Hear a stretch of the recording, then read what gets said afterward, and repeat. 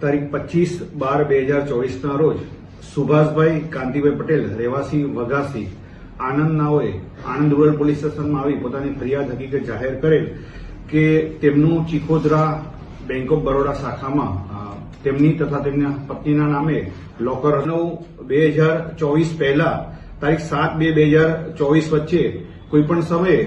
ત્યાંના પટાવાળા તરીકે ફરજ બજાવતા વિપુલકુમાર વિનુભાઈ કેસરિયાએ ડુપ્લિકેટ ચાવી બનાવી લોકરમાંથી ₹60 તોલા સોનું અને 10,50,000 રૂપિયાની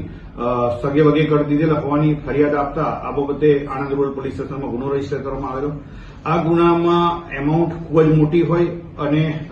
તેમાં બેંક ઓફ બરોડાના લોકરમાંથી પૈસાની સગે વગે કરેલ હોય. ગુનાની ગંભીરતા સમજી પોલીસ અધિક્ષક શ્રી જસાણી સાહેબે સદર ગુનાની તપાસ એલસીબી ને સોંપેલી હતી. આ ગુનાની તપાસ પીઆઈ HR બ્રહ્મભટ્ટની સૂચના અને માર્ગદર્શન હેઠળ પોલીસ ઇન્સ્પેક્ટર પાવરાએ હાથ ધરેલી. આ ગુનામાં દસ્તાવેજી પુરાવા એકત્રિત કરેલા અને તમામ એવિડન્સ એકત્રિત કરતા આરોપીએ સૌપ્રથમ સેશન્સ કોર્ટમાં આગોતરા જામીન અરજી કરેલી હતી, પરંતુ તે પણ નામંજૂર થયેલી. ત્યારબાદ હાઈકોર્ટમાં જામીન અરજી કરતા દસ્તાવેજી પુરાવા અને મળેલ એવિડન્સના આધારે નામદાર ગુજરાત હાઈકોર્ટ દ્વારા પણ આગોતરા જામીન આપવામાં આવેલા. ત્યારબાદ સદર આરોપીએ નામદાર સુપ્રીમ કોર્ટમાં પણ આગોતરા જામીન માટે અરજી કરેલી હતી, પરંતુ એકત્રિત કરેલા પુરાવાના આધારે નામદાર